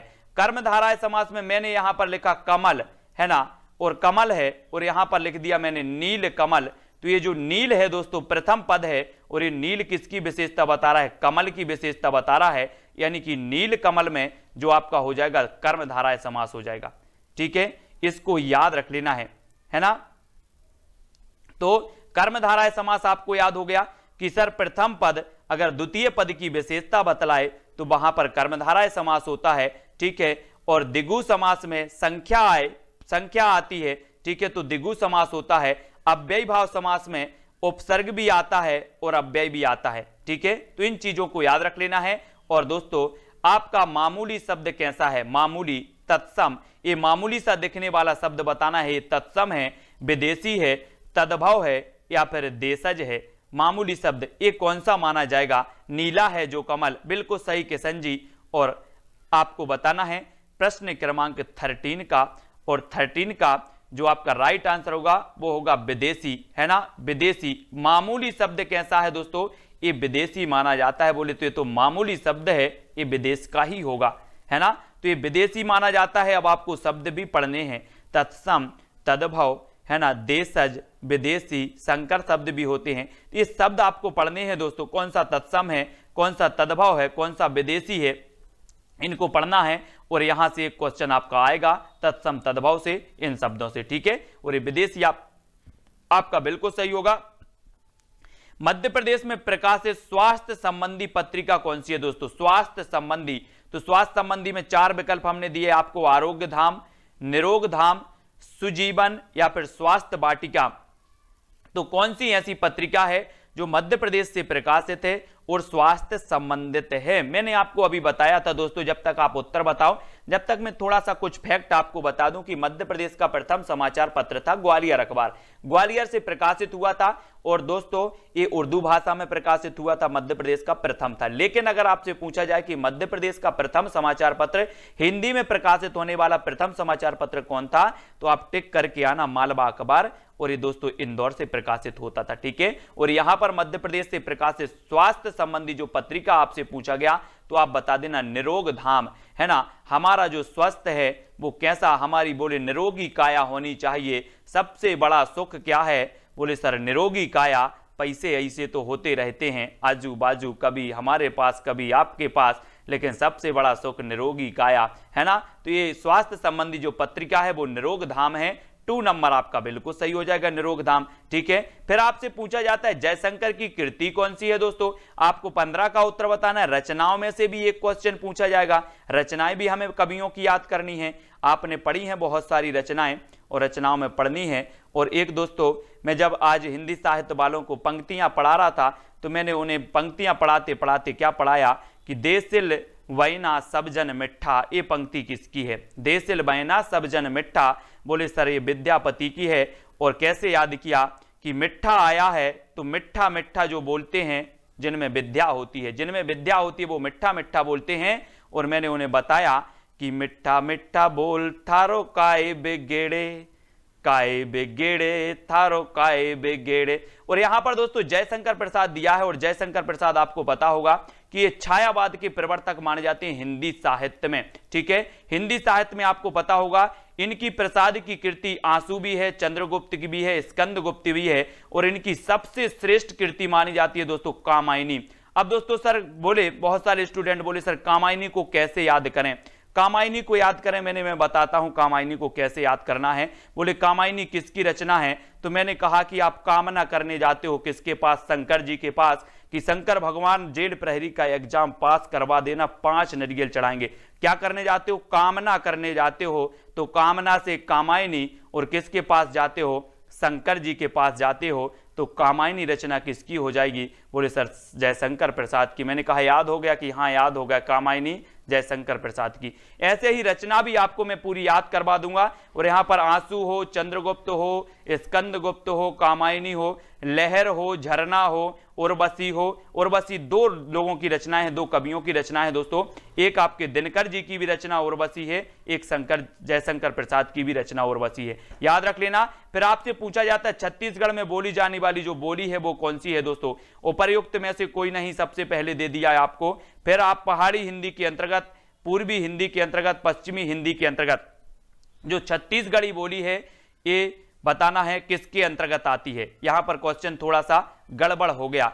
छत्तीसगढ़ी बोली किस के अंतर्गत आती है, पूर्वी हिंदी, पश्चिमी हिंदी या फिर पहाड़ी हिंदी के अंतर्गत। ऐसे ही क्वेश्चन आपसे पूछे जाते हैं दोस्तों, कैसे याद रखना है। अब आपसे पूछा कि छत्तीसगढ़ी किस हिंदी के अंतर्गत आती है, तो मैंने कहा कि पूर्वी हिंदी के अंतर्गत आती है। किसके अंतर्गत, पूर्वी हिंदी। अब बोले सर इस पूर्वी हिंदी को कैसे याद करें, तो मैंने कहा रुक जाओ मैं आपको बताता हूं।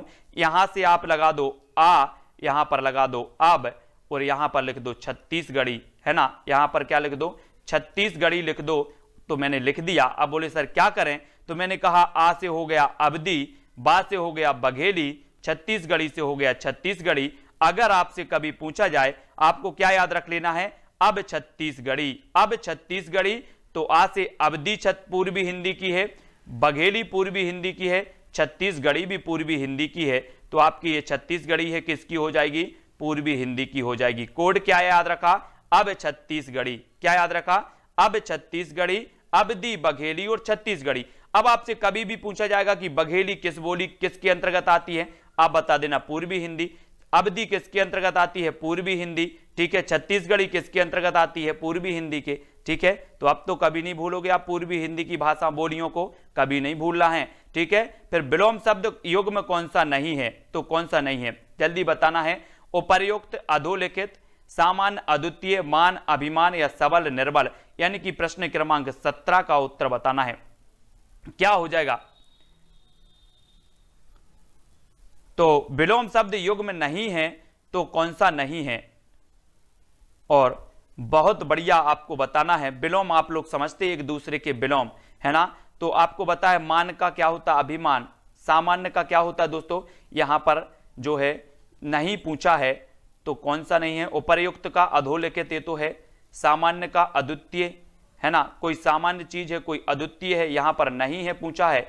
तो मान का अभिमान, है ना, अभिमान ये नहीं है दोस्तों। मान और अभिमान एक ही हो जाएंगे, है ना। अपन बोलते ना उसे तो अभिमान हो गया है, उसे मान हो गया है, उसे मान की जरूरत है। सबल और निर्मल ये भी है, तो यहां पर नहीं है पूछा गया, यानी कि 3 नंबर आपका सी नंबर बिल्कुल जिन्होंने भी बताया है उनका आंसर मान, अभिमान बिल्कुल सही हो जाएगा। फिर आपको बताना है कि शुद्ध वाक्य कौन सा है। चाहे जैसे हो तुम वहां जाओ, चाहे जैसे हो तुम वहां जाओ, मेरे लिए ठंडी बर्फ लाओ, हम तो अवश्य ही जाएंगे, तब शायद यह काम जरूर हो जाएगा। तो शुद्ध आपका पता है कौन सा हो जाएगा, शुद्ध वाक्य। शुद्ध वाक्य का चयन करना है, और शुद्ध वाक्य का चयन करते करते हमने लगा लिया, क्या लगा लिया दोस्तों, चाहे जैसे हो तुम वहां जाओ, मेरे लिए ठंडी बर्फ लाओ। यहां पर 2 है, क्या हो गया दोस्तों, बर्फ कैसी होती है, ठंडी ही होती है, तो ठंडी लगाने की क्या जरूरत थी, ठंडी बर्फ लाओ। बर्फ गर्म होती क्या, जल्दी से बताओ कमेंट में, बर्फ क्या गर्म होती, नहीं होती ना, तो सीधे बोल देते कि मेरे लिए बर्फ लाओ। ठंडी लगा दिया, बोले सर ठंडी लगा दिया तो गलत हो गया, हम तो अवश्य ही जाएंगे, है ना, ये ही लगा दिया। ही अवश्य मतलब होता है दोस्तों कि हम जाएंगे ही, है ना, ही नहीं लगना था, यहां पर ही गलत हो गया, तब शायद यह काम जरूर हो जाएगा, है ना।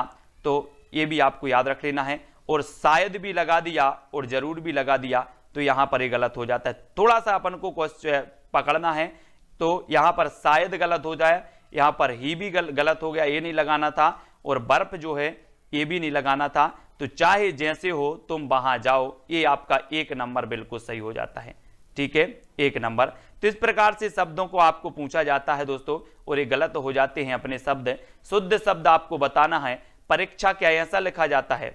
आप लोग परीक्षा दे रहे हैं, ऐसा लिखा जाता है क्या? परिणति, प्रसाद, प्रांगण। अब इनमें से शुद्ध शब्द कौन सा है? यानी कि प्रश्न क्रमांक 19 का उत्तर बताना है। अगर आप हिंदी में दोस्तों जितना ज्यादा प्रैक्टिस करते हो, पढ़ते रहते हो, तभी आपको देखना है कि परिणति, यहां पर ना तो परीक्षा है, परिणति जो है, परिणति, ये आपका बिल्कुल सही है ना। बोलते हैं ना अपन, उसकी अच्छी परिणति हो जाती। परिणति मतलब होती भावना, है ना। तो आपका जो 2 नंबर है बिल्कुल सही हो जाता है। और आपका पूछा जाता है कि समोच्चारण भिन्नार्थक शब्द योग में नहीं है, तो कौन सा नहीं है? समोच्चारक और भिन्नार्थक, रोटी, पराठा, अवलंब, अविलंब, अचर, सचर, असक्त या फिर असक्त। और बताना है कि कौन सा शब्द योग में समुच्चारित भिन्नार्थक नहीं है, कौन सा हो जाएगा दोस्तों? यहां पर दिया रोटी, पराठा, ये क्या है ना। उत्तर होगा आपका रोटी, पराठा। ठीक है। अवलंब, अविलंब ये समुच्चारित है, अचर, सचर है, असक्त, असक्त है। ठीक है, तो ये 3 तो हैं, बाकी 1 नंबर नहीं है। तो 1 नंबर में आप टिक लगा के बोल देना कि सर ये तो हमें पता था। तो 1 नंबर आपका बिल्कुल सही हो जाएगा। ठीक है, फिर दोस्तों बढ़ते हैं अगले प्रश्नों की ओर और निरंतर अभ्यास करते रहते हैं। अत्याधिक के लिए सही संधि विच्छेद को चुनिए। अत्याधिक, अत्याधिक का सही संधि विच्छेद क्या होगा? अति धन अधिक, अति धन अधिक, अत्याधन अधिक या फिर अति धन अधिक। तो क्या होगा? बड़े संभल के उत्तर देना, क्योंकि यहां पर वर्तनी संबंधी क्वेश्चन भी एक आपसे पूछ लिया गया। पहले तो देखो, एक क्वेश्चन में 2 क्वेश्चन पूछते हैं लोग, एक क्वेश्चन में 2-2 आकलन आपका कर लेते हैं कि आपसे वर्तनी संबंधी शुद्धि आती है कि नहीं आती, संधि आती है कि नहीं आती। ये 2-2 शब्द, 2-2 प्रश्न आपसे पूछ लिए जाते हैं। तो यहां पर देखो, ना तो आपका अत्याधन अधिक होगा, है ना, ना अति धन अधिक होगा, ना अति धन अधिक होगा। तो उत्तर क्या होगा? उत्तर क्या होगा? देखो यहां पर अधिक लिखा, यहीं पर कंफ्यूज हो गए बहुत सारे लोग। यहां पर अधिक लिखा और यहां पर अधिक लिखा, तो ये शब्दों को हमें पढ़ना है। अति धन अधिक यानी कि जो 4 नंबर है वो बिल्कुल सही हो जाएगा। ठीक है, डी नंबर आपका सही हो जाएगा। कुछ लोगों ने बता दिया अति धन अधिक, है ना। तो शब्दों पर हमें क्या करना है? मैं वो ही बोल रहा हूं कि व्यापम आपको 2 जगह कंफ्यूज करती है। सबसे पहले तो संधि पूछ लिया, फिर वर्तनी संबंधी दे दिया आपको, तो आप कंफ्यूज होकर गलत करते हो, वो लगा दो अति धन अधिक, है ना। मंत्रिमंडल का शुद्ध रूप कौन सा होगा दोस्तों? मंत्रिमंडल, बोले तेरा मंत्रिमंडल और मेरा कमंडल, है ना। तो इसको बताना है कि मंत्रिमंडल का शुद्ध रूप क्या होगा? मंत्रिमंडल, मनत्रिमंडल, मंत्रिमंडल, मांत्रिमंडल या फिर मांत्री। तो दोस्तों यहां पर देखो, मांत्री आया तो ये कट गया, मांत्री आया तो ये कट गया। अब देखो ये मनंत्री होता नहीं है, तो ये भी आपने काट दिया। तो उत्तर क्या हो जाएगा आपका? क्या हो जाएगा? ये मंत्रिमंडल। ठीक है, 1 नंबर आपका बिल्कुल सही हो जाएगा। अब दोस्तों उत्सुकता में उत्सुकता में नहीं रहना कि नहीं नहीं नहीं मुझे तो दिख गया मंत्रिमंडल, मंत्रिमंडल यही सही है। आपको अच्छे से करना है। ठीक है, फिर संचय के लिए सही संधि विच्छेद बताना है। संचय, संचय तो सन धन चय, सम धन चाय, सम धन चय या फिर सन धन चाय। तो देखो यहां पर चाय आ गया तो इसको भी कट गया, यहां पर चाय आया ये भी कट गया। अब 2 विकल्प आपके पास हैं, तो संचय का दोस्तों आपका सन होता नहीं है, है ना। कौन सा हो जाएगा फिर आपका उत्तर? सम धन चय, है ना। सम धन चय बराबर होता है आपका संचय, है ना। और संचय में मैंने आपको कई बार बताया है कि अगर प्रथम शब्द पर दोस्तों क्या आ जाए, ये बिंदी आ जाए, तो आप आंखें बंद करके लगा देना कि सर इसमें व्यंजन संधि है। कौन सी संधि? जैसे आपसे पूछा जाता है संसार, संसार में कौन सी संधि है ना। और संस्कार, संस्कार में कौन सी संधि है। ठीक है, ये आपसे कई बार पूछे जाते हैं, तो आपको याद रख लेना है कि अगर ये प्रथम शब्द पर बिंदी आ जाए तो व्यंजन संधि बंद करके आंखें लगा देना, और संचय में आपका हो जाएगा सम धन चय और बराबर हो जाएगी व्यंजन संधि। ठीक है, अंगूठा छाप मुहावरे का अर्थ निम्नलिखित वाक्यों में से क्या हो जाएगा? अंगूठा छाप, आप बोलते ना कि भैंस के सामने बीन बजाओ, सब ठीक है ना, भैंस के सामने बीन बजाने के बराबर होता है। तो याद रख लेना, ये अंगूठा छाप का भी आपको बताना है ना। अंगूठा छाप तो मृत्यु निकट आना, निरक्षर, किसी व्यक्ति के ईमान या चरित्र पर संदेह करना, देने से मना कर देना। तो क्या होता है, पहले ही आपको पता है अंगूठा छाप, जो निरक्षर व्यक्ति होते हैं वो क्या करते हैं, अंगूठा लगाते हैं। बोले सर अंगूठा है ना, अंगूठा, और ये निरक्षर हो जाएगा 2 नंबर, ठीक है, 2 नंबर निरक्षर बिल्कुल सही होगा। बिल्कुल सरल सा क्वेश्चन है। फिर आपसे पूछा जाता है अकस्मात का शुद्ध रूप कौन सा है। अकस्मात, आप बोलते हो कि यार उसकी मृत्यु अकस्मात हो गई, अकस्मात हो गई, वो बीमार तो नहीं था, अकस्मात हो गई, है ना। तो अकस्मात का शुद्ध रूप कौन सा होगा, देखो कैसा लिखा जाता है अकस्मात। अगर पहली दूसरी में आपने अच्छे से पढ़ा होता, ये बर्तनी को अच्छे से पढ़ा होता, तो ये अकस्मात वाली ये आज के दिन नहीं देखने होते, है ना। बोले सर अकस्मात इस प्रकार से लिखा जाता है क्या, अकस्मात ये तो लिखा ही नहीं जाता, काट दो। अकासतमात ये भी नहीं लिखा जाता, और अकहसमात ये भी नहीं लिखा जाता। तो थोड़ा सा अगर आप शब्द में थोड़ा सा वो करोगे, जोड़ दोगे, तो उत्तर अपने आप निकल के आता है कि अकस्मात इस प्रकार से लगाया जाता है, और ता में यहां पर हलंत लगता है, हलंत लग जाता है, वो अकस्मात आपका सही हो जाता है, ठीक है। फिर आग के लिए सही पर्यायवाची, दोस्तों ये आग वाला, ये आग पीछे नहीं छोड़ती, आप कोई भी एग्जाम दे लो, ये आग क्या नहीं छोड़ती, पीछा नहीं छोड़ती, इसको पढ़ लेना बहुत अच्छे से। तो बताओ जल्दी कौन सा पर्यायवाची है जो आग का पर्यायवाची, क्या पूछा है, आग का पर्यायवाची कौन सी पंक्ति सही है। अग्नि, अग्नि, अग्नि, तमी, है ना, अनिल, अनल, अनल, अनल। देखो अग्नि, अग्नि 3 में आया तो अग्नि तो हो गया, अनल, अनल, अनल, अनल 3 में आ गया तो अनल भी हो गया।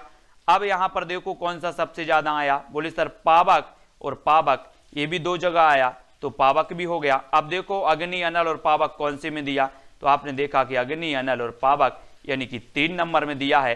तो याद रख लेना, यहां पर 2 चीजें कंफ्यूज होती, मैं भी कई बार कंफ्यूज हुआ हूं दोस्तों। किसमें, मैं पढ़ लेता था कि अनिल मतलब वायु होता है और अनल मतलब अग्नि होती है ना। और तो ये मैं कभी कभी अनल का वायु कर देता था और अनिल का अग्नि कर देता था, लेकिन फिर मैंने कैसे याद किया, ट्रिक लगाई मैंने भी, यार ऐसे याद नहीं होगा इसको, है ना। याद तो हो जाता था लेकिन फिर भूल जाते थे। तो अनिल का मैंने कहा मेरा भाई एक अनिल है, और वो आग की तरह नहीं है, वो कैसा है, वायु की तरह है बिल्कुल, है ना, वो आग नहीं उगलता। तो मैंने अनिल का लगाया कि वो अनिल कैसा है, मेरा भाई वायु है, ठीक है। और अनल मतलब फिर ये अग्नि हो जाएगी, अग्नि। तो इसमें कंफ्यूज होते हैं हमेशा, मैं भी कई बार हुआ हूं, आप लोग नहीं होना, इसलिए मैंने आपको बता दिया है। आवट प्रत्यय से बना शब्द कौन सा है, आवती, मिलावट, आवंटी या फिर आवटी, यानी कि प्रश्न क्रमांक 7 का चयन करना है। आवट, है ना, तो देखो आवती में कोई आवट नहीं आ रहा, आवंटी में कोई आवट नहीं आ रहा, आवटी में कोई आवट नहीं आ रहा, तो आवट का जो बनेगा कौन सा बनेगा, मिलावट, है ना। तो मिलावट यानी 2 नंबर आपका सही हो जाएगा, प्रत्यय से बनेगा, ठीक है, मिलावट आपका बिल्कुल सही होगा। फिर अगला बढ़ते हैं दोस्तों, कर्कश का सही विलोम शब्द क्या होगा, कर्कश। मैंने आपको बताया था ना अभी कि मीठा मीठा बोल थारो काय बेगेड़े, वही आया। कर्कश नहीं बोलो, कभी कर्कश मत बोलो, मीठा मीठा बोलो, आनंद आएगा, जीवन को जियो कुछ अलग तरह, हटके जियो, है ना, हटके जीना है। कर्कश तो सभी लोग बोल लेते हैं, मीठा बोल के देखो, है ना, मजा आएगा। तो मधुर नहीं बोलते, है ना, और मधुर नहीं बोलते, और माधुर नहीं बोलते, तो कर्कश का जो विलोम होगा वो क्या होगा, मधुर। और मधुर बोला करो सभी लोग, बी नंबर आपका सही हो जाएगा, कर्कश का मधुर, बी नंबर, ठीक है। मधुर सही कर लेना, और सभी को मधुर मधुर बोलना है। और दोस्तों मीराबाई का जो काव्य रूप था, इनकी जो भक्ति भावना थी वो भी माधुर भाव की थी, माधुर भाव की। आपसे पूछा जाता है कि मीराबाई की जो भक्ति रस का जो क्या है, स्थायी भाव क्या है, तो आप बोलते हो ईश्वर विषयक रति, ईश्वर विषयक रति होता है भक्ति रस का स्थायी भाव, है ना। और ये ईश्वर विषयक रति जो थी दोस्तों, यही रति था किसके अंदर, मीराबाई के अंदर, है ना। इन्होंने कहा था, क्या कहा था, इनकी एक पंक्ति बहुत ही बढ़िया है, मैं आपको सुनाता हूं। घायल की गति घायल जाने और न जाने कोई, मीराबाई ने कहा था, है ना। और यहां पर अद्भुत रस का स्थायी भाव बताना है, तो उत्तर आपका क्या हो जाएगा, अद्भुत। दोस्तों किसी भी चीज को देखकर हमारे अंदर आश्चर्य के भाव होते हैं, यार आश्चर्य हो रहा है, अद्भुत चीज है वो, है ना, आश्चर्य हो गया तो ये विस्मय होता है, विस्मय, है ना, विस्मय या आश्चर्य। ठीक है, तो अद्भुत रस का होता है विस्मय। सी नंबर आपका बिल्कुल सही हो जाएगा, सी नंबर। बहुत सारे लोगों ने बिल्कुल सही बताया है। फिर आपसे पूछा है बी उपसर्ग से बना शब्द कौन सा है, यानी कि प्रश्न क्रमांक 10। वी उपसर्ग बताना है दोस्तों कौन सा है। तो देखो ये उपसर्ग कहां लगता है, सबसे पहले तो ये देखो पहले लगता है। ठीक है, तो ये कभी में लगा नहीं, इसको काट दो। विराम में बी बड़ा आया तो इसको भी काट दो। अभी में लगा नहीं तो उत्तर क्या हो जाएगा, अपने आप तो निकल के उत्तर आ रहा है कि सर कभी में लगा नहीं, विराम में बड़ा बी लगा है, अभी में लगा नहीं, तो ये उत्तर हो जाएगा कौन सा, 1 नंबर विराम। और 1 नंबर आपका विराम उपसर्ग में बी आपका बिल्कुल सही हो जाता है धर्मेंद्र जी या तेंद्र जी। ठीक है, ये नंबर आपका बिल्कुल सही है। फिर अगला क्वेश्चन हम देखेंगे कि वेतन के बिना कार्य करने वाले के लिए एक शब्द कौन सा होगा। 11 दोस्तों, वेतन के बिना कार्य करने वाला क्या कहेगा, बिना वेतन का। बिना वेतन हम बोलते नहीं इसको, है ना, और इसको क्या बोलेंगे, अवैतनिक। अवैतनिक भी नहीं बोलते, अवैतनिक भी नहीं बोलते, तो हम उसे एक शब्द में बोलेंगे कि वेतन के बिना कार्य करने वाला उसे बोला जाता है अवैतनिक। क्या बोला जाता है, अवैतनिक। यानी कि आपका जो 2 नंबर है, बी नंबर है, वो बिल्कुल सही हो जाएगा। ठीक है, कॉमेडी तक, है ना, इसको याद रखना है। और ये अवैतनिक आपका बिल्कुल सही होगा। नर नारी में कौन सा समास है, नर नारी। अब आपको ही बताना है दोस्तों, मैंने आपको समास बताया था कि नर नारी, नर का विलोम क्या होता है, नर का विलोम होता है नारी। ठीक है, नर का विलोम नारी। तो आपको बताना है नर नारी में समास कौन सा हो जाएगा, ये दोनों में ही बता दो। समास आप कभी गलत करना नहीं दोस्तों, गलत करके जो भी आएगा उसका समझो कि उसकी खैरियत नहीं। मैंने समास को बहुत अच्छे से रोज मैं आपको पढ़ा रहा हूं, समास समास समास, और आप बोलोगे सर मेरा समास गलत हो गया, तो फिर काम भी गलत हो जाएगा। इसलिए नर और नारी, इसमें नर और नारी एक दूसरे के विलोम हैं, योजक चिन्ह आया और इसका अगर विग्रह करें तो नर और नारी आ जाएगा, तो और वाचक जो आ जाएगा। ठीक है, तो यहां पर द्वंद्व समास आपका बिल्कुल सही आंसर हो जाएगा। ठीक है, द्वंद्व समास। फिर आपसे पूछा जाएगा थोड़ा जानने वाला के लिए एक शब्द क्या होगा, थोड़ा जानने वाला उसे क्या कहेंगे, अल्पज्ञा, अल्पज्ञा, अल्पज्ञ या फिर अल्प बुद्धि। थोड़ा जानने वाला, देखो अल्पज्ञा ये कट जाता है, ये भी कट जाता है। अब दोस्तों 2 बचते हैं, 2 में आपका 50-50% चलता है, ये है कि ये है, ये है कि ये है, तो बताओ कौन सा है थोड़ा जानने वाला, उसे क्या कहा जाएगा एक शब्द में। और एक शब्द में आपका सही होगा क्या, ना तो अल्प बुद्धि कहा जाता है, उसे कहा जाता है अल्पज्ञ। अल्पज्ञ यानी कि जो 3 नंबर है वो आपका सही हो जाता है। ठीक है, 3 नंबर। फिर हाथों हाथ में कौन सा समास है, हाथों हाथ, तुम्हें बताना है। हाथों हाथ में द्वंद्व है, बहुब्रीहि है, तत्पुरुष है। अब देखो कैसे समझ में आएगा दोस्तों आपको, यहां पर बहुब्रीहि कोई तीसरा अर्थ निकल नहीं रहा तो बहुब्रीहि काट दो। ठीक है, तत्पुरुष इसमें है नहीं, ठीक है, इसको काट दो। कोई द्वंद्व इसमें हो नहीं रहा है तो इसको भी काट दो। फिर कौन सा उत्तर निकलता है, कौन सा निकल के आ जाता है, कौन सा निकल के आ जाता है, बोले सर हाथों हाथ में है अव्ययी भाव समास। जैसे आपसे अगर कोई पूछा जाए दिनों दिन, दिनों दिन, हाथों हाथ, है ना, ऐसे शब्द भी आते हैं दोस्तों, तो आपका अव्ययी भाव समास होता है, इसको भी याद रख लेना। ठीक है, जैसे हाथों हाथ आया, दिनों दिन आया, है ना, तो ऐसे अगर शब्द आते हैं जहां पर एक ही तरह के शब्द हों, वहां पर भी आपके क्या हो जाता है, अव्ययी भाव समास हो जाता है। और ए नंबर आपका बिल्कुल सही हो जाएगा। दोस्तों बहुत सारे स्टूडेंट को ऐप डाउनलोड नहीं करते बन रहा है, या फिर कर भी लिया है तो कोर्स भी नहीं देख पा रहे हैं, तो मैं आज उनको बता दूं कि ये जो सेल्फ स्टडी क्लासेस इस प्रकार से जब आप प्ले स्टोर से करते हैं तो ये आपका वेल जो है आइकन उसमें लगा हुआ है ना, तो इस प्रकार से सेल्फ स्टडी क्लासेस आपको सर्च करना है और ऐसे आइकन में आपको ऐप मिलने वाला है। ठीक है, तो दोस्तों हम देखें कि प्ले स्टोर में आपको इस प्रकार से दिखेगा ये सेल्फ स्टडी क्लासेस। ठीक है, ये प्ले स्टोर में आपको सेल्फ स्टडी क्लासेस का ऐप दिखने वाला है। ठीक है, ये इमेज उसमें डली है, ये आइकन, ये लोगो उसमें डला है। ठीक है, अब दोस्तों इसको इंस्टॉल करना है, यहां से आप इंस्टॉल करेंगे। ठीक है, अब इंस्टॉल करेंगे तो वहां पर आपको नंबर मांगेगा, जीमेल नंबर मांगेगा, तो आपको ओटीपी आएगा, तो आप रजिस्टर करके आगे बढ़ेंगे।